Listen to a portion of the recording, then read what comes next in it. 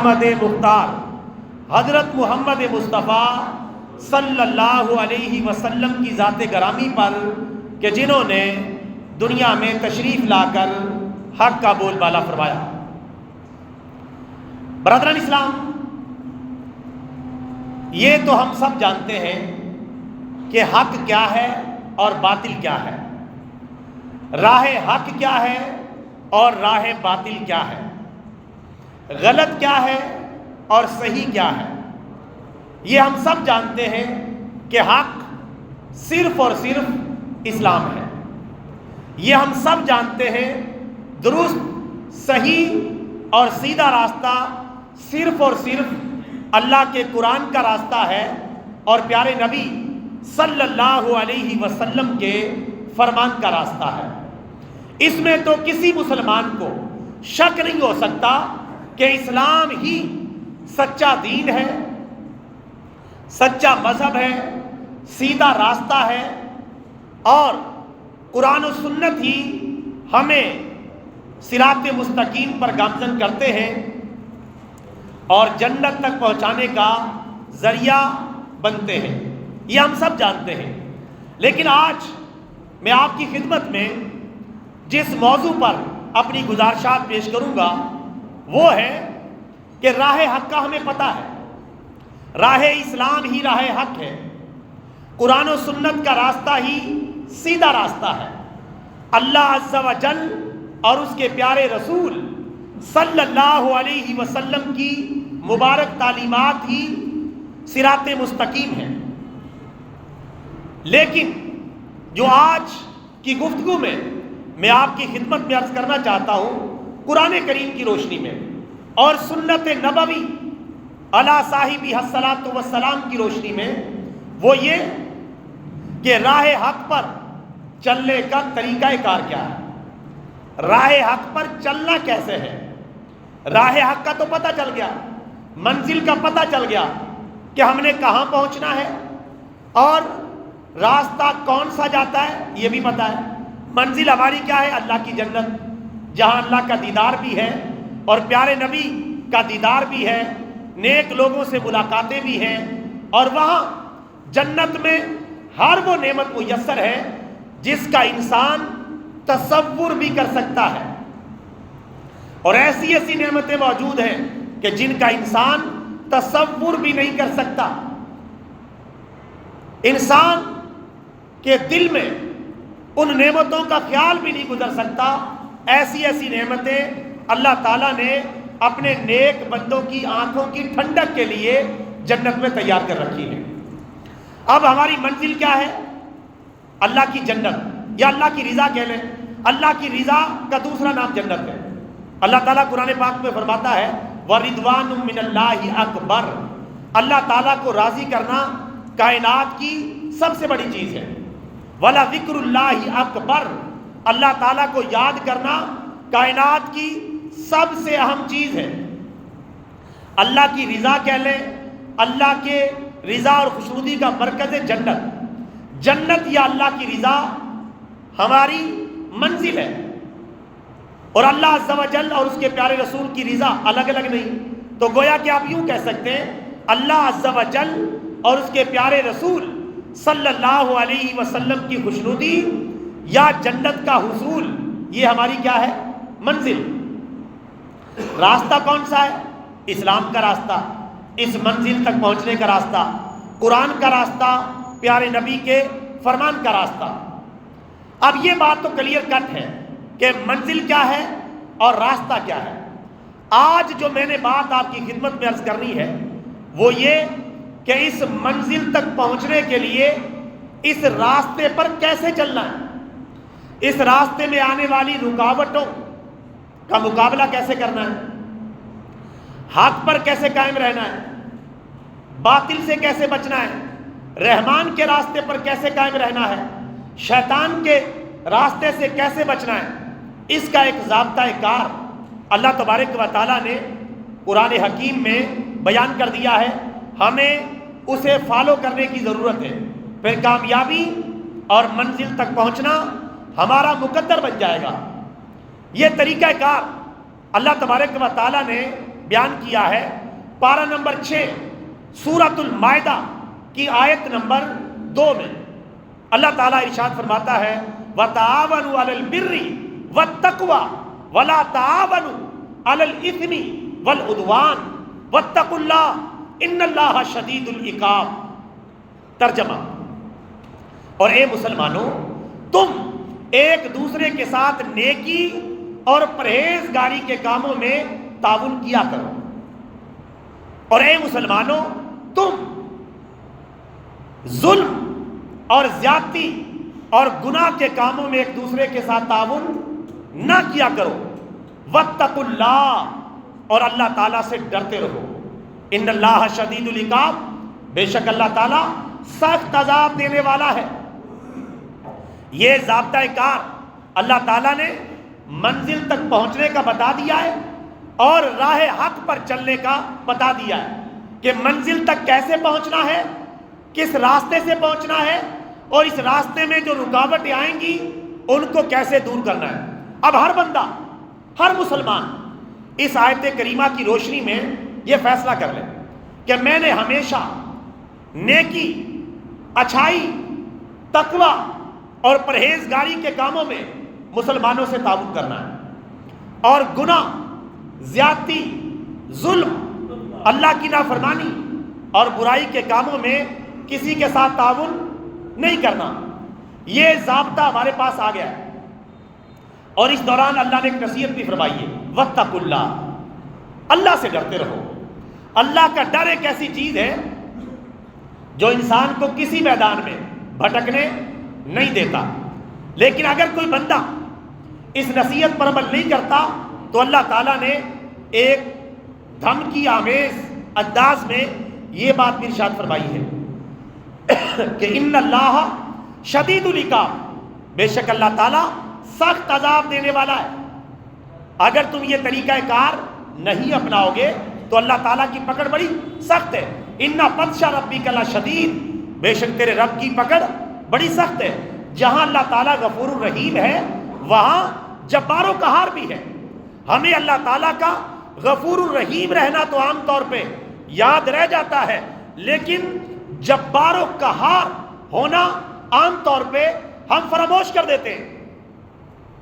جب کوئی بندہ گناہ کر رہا ہوتا ہے اسے گناہ سے روکے، وہ کہتا اللہ غفور الرحیم ہے، جہاں آپ بخشے جائیں گے میں بھی بخشا جاؤں گا۔ حالانکہ اللہ تعالیٰ غفور الرحیم بھی ہے، یہ بات بالکل ٹھیک ہے، لیکن اللہ تعالیٰ جبار و قہار بھی ہے۔ اس کی رحمت کی وسعت بھی بہت زیادہ ہے، لیکن اس کی پکڑ بھی بڑی سخت ہے۔ لہٰذا دونوں باتوں کا خیال رکھنا ہے۔ صرف رحمت کی طرف نظر رکھنا اور اس کے عذاب کو بھول جانا یہ بھی خطرناک ہو سکتا ہے، اور صرف اللہ کی عذاب پر نظر رکھنا اور اللہ کی رحمت کو بھول جانا یہ بھی خطرناک ہو سکتا ہے۔ یہ دونوں اللہ کی صفات ہیں، رحم کرنا اور سخت عذاب دینا۔ اللہ تعالیٰ ہم پر اپنی رحمت نازل فرمائے، اللہ تعالیٰ ہر قسم کی عذاب سے اور سزا سے ہماری حفاظت فرمائے۔ یہ اللہ ہمارے اوپر مہربان ہے، اس لیے تو یہ ضابطہ بتا دیا ہے کہ تم نے اچھائی میں ایک دوسرے سے تعاون کرنا ہے اور برائی میں ایک دوسرے کے ساتھ تعاون نہیں کرنا۔ اب اس کو ہم کہاں کہاں اپلائی کریں؟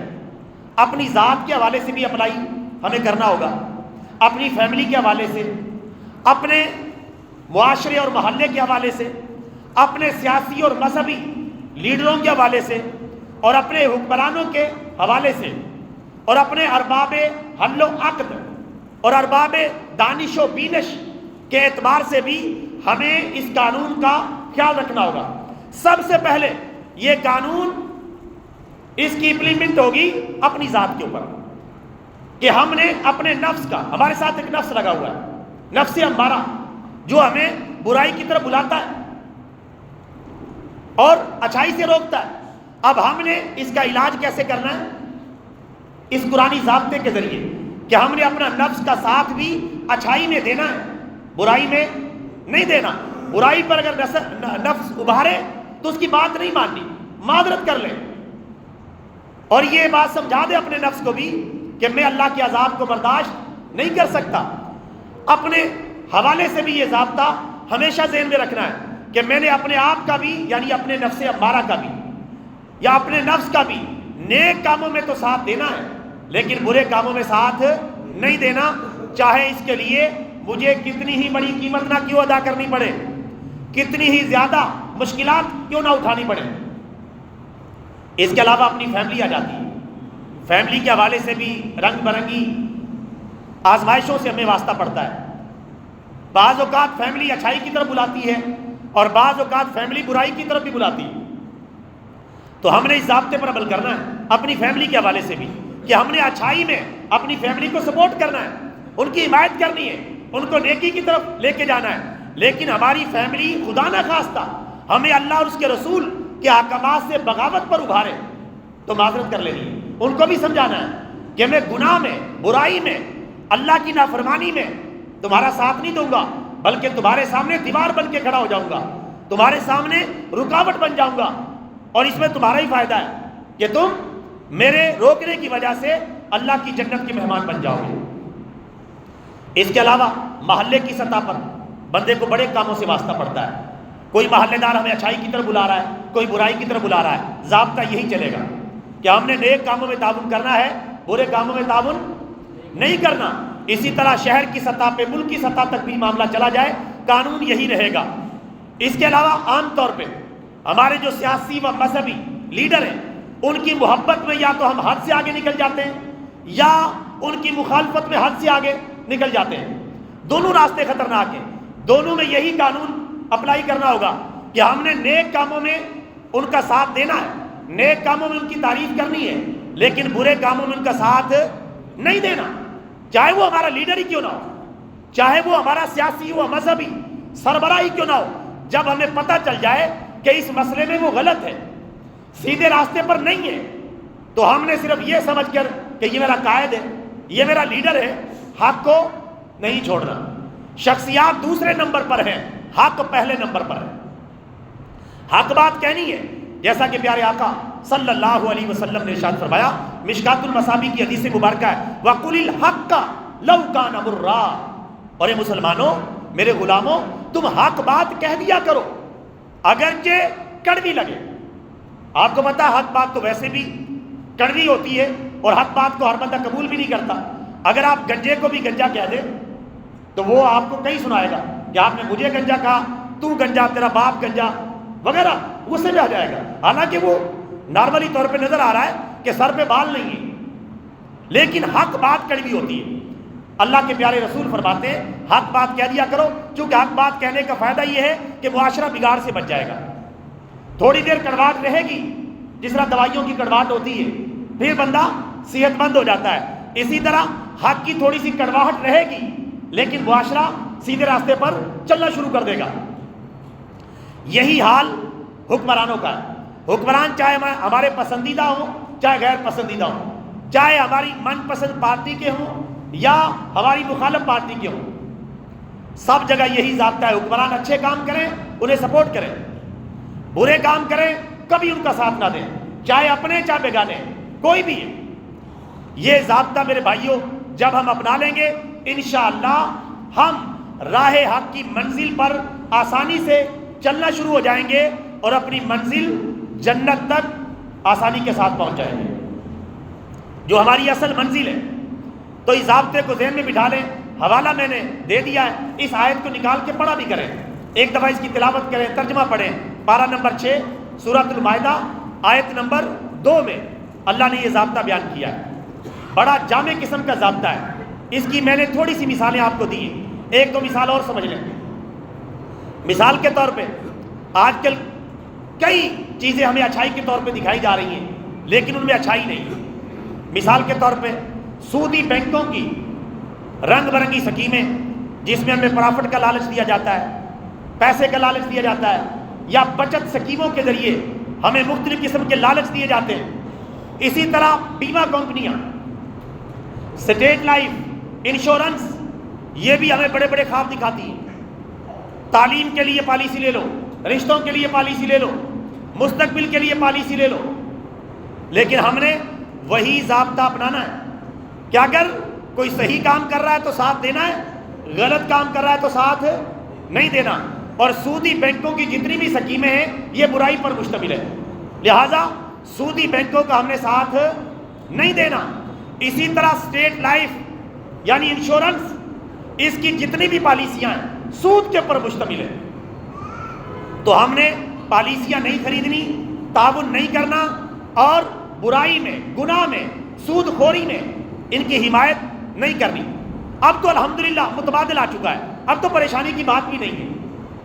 اب تو سودی بینکنگ کے مقابلے میں غیر سودی بینکنگ آ چکی ہے، اسلامی بینکنگ آ چکی ہے، اور اسی طرح بیمے کے مقابلے میں انشورنس کے مقابلے میں تکافل آ چکا ہے.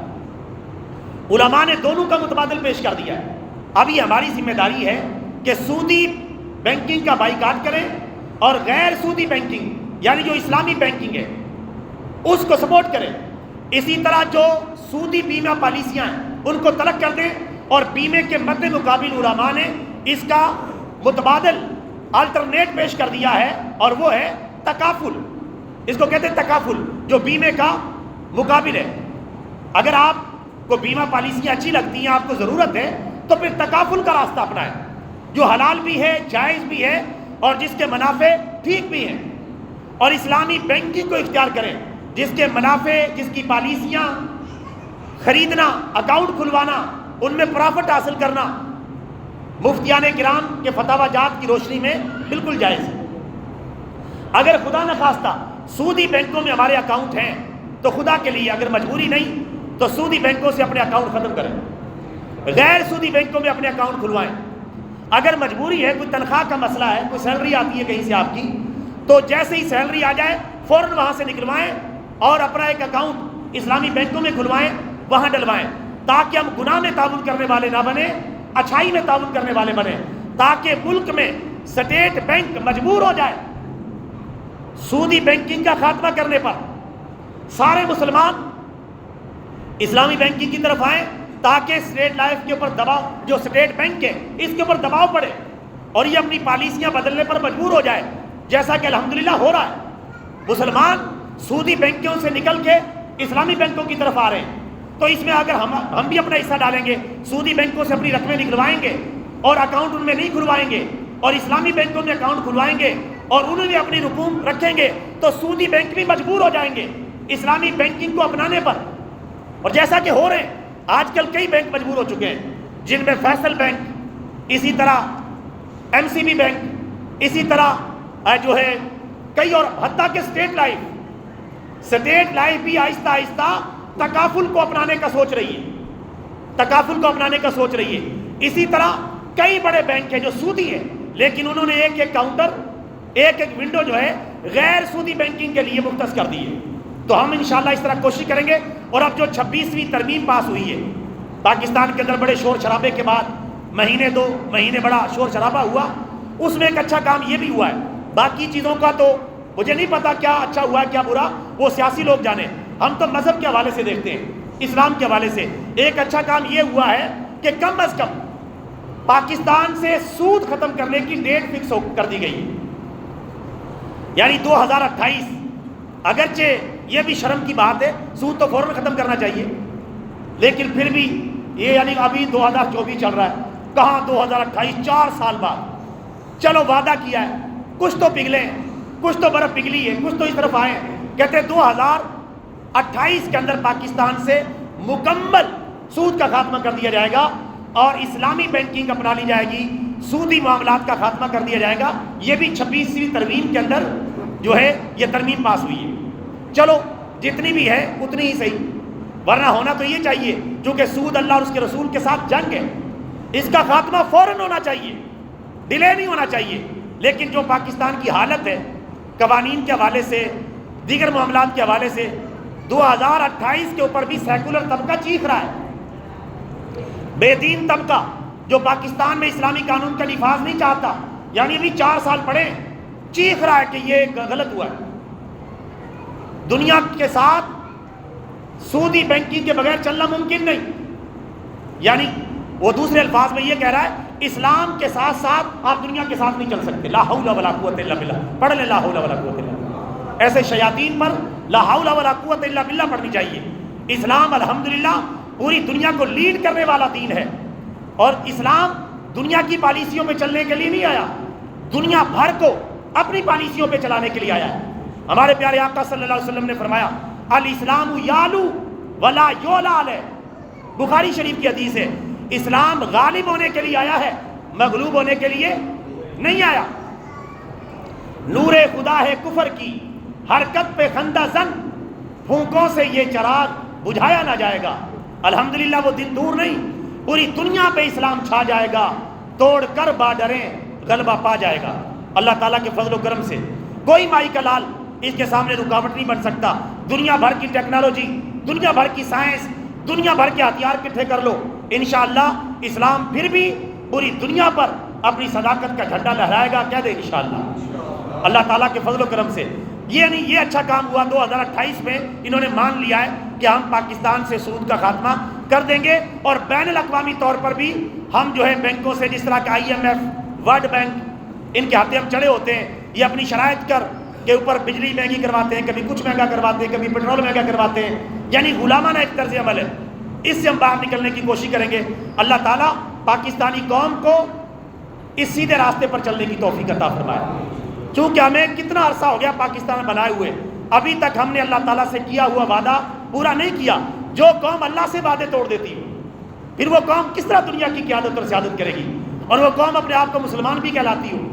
تو میرے بھائیوں، یہ ہمارے لیے بڑے شرم کا مقام ہے کہ 77 سال ہو گئے تقریباً پاکستان کو بنے ہوئے، ابھی بھی ہم ٹائم دے رہے ہیں کہ 2028 تک سودی پالیسیاں ختم کریں گے۔ بہرحال ہم نے اپنے قانون اور ضابطے پر اسی طرح قائم رہنا ہے۔ نیکی اور اچھائی کے کاموں میں ہم ایک دوسرے کے ساتھ تعاون کریں گے، لیکن برائی میں ایک دوسرے کے ساتھ تعاون نہیں کریں گے۔ آج سارے بھائی تھوڑا سا یہ وعدہ بھی کریں تاکہ ہمارا بھی حصہ اس میں ڈلے کہ ہم انشاءاللہ سودی بینکوں کا بائیکاٹ کریں گے۔ کہہ دو انشاءاللہ، انشاءاللہ کہہ دیں انشاءاللہ، اللہ راستہ کھول دے گا۔ کوشش کریں سودی بینکوں سے اپنے اکاؤنٹ ختم کریں، جب تک مجبوری نہیں ہے۔ جب تک مجبوری کوئی تھوڑا سا مسئلہ کوئی آپ کڑا ہوا ہے، اسے نکالتے ہی فوراً ان سے اکاؤنٹ ڈسمس کریں، اپنے اسلامی بینکوں کے اندر اپنے اکاؤنٹ کھلوائیں۔ اور دوسرا، بیمہ پالیسیوں کو بالکل ترک کر دیں۔ اس کے مقابلے میں جو علماء نے تکافل پیش کیا ہے اس کو اپنائیں۔ اب یہ تکافل کا آسان طریقہ میں آپ کو بتا دیتا ہوں، کیونکہ تفصیلات بہت زیادہ ہیں۔ اس میں یہ ہے کہ آپ کسی بھی اسلامی بینک میں چلے جائیں، اس میں اپنا اکاؤنٹ کھلوائیں، ساتھ ہی اگر آپ کو چاہیے، کوئی لازمی نہیں ہے، اگر آپ کو چاہیے اپنے بچوں کی تعلیم کے لیے، شادی کے لیے، حج عمرہ کے لیے آپ نے تکافل کی کوئی پالیسی لینی ہے، تو دائیں بائیں سے لینے کی بجائے بینک سے لے لیں، اسلامی بینک سے۔ وہ آپ کے اکاؤنٹ کے ساتھ ہی تکافل کی جو پالیسی ہے اس کی اٹیچمنٹ کر دے گا۔ اس کے بعد یعنی جو قسط وہاں سے آپ نے 3000 کی، 5000 کی، 20000 کی، جتنی بھی پالیسی آپ نے لینی ہے، وہ خود بخود قسط جو ہے آپ کے اکاؤنٹ سے کٹ کے آپ کے تکافل اکاؤنٹ میں جاتی رہے گی، اور آپ کو شرعی اور جائز منافع ملتا رہے گا۔ آپ کا پیسہ بھی محفوظ، آپ کی دنیا بھی محفوظ، اور آپ کی آخرت بھی محفوظ۔ تو سارے بھائی انشاءاللہ اسلامی بینکنگ کو سپورٹ کریں گے؟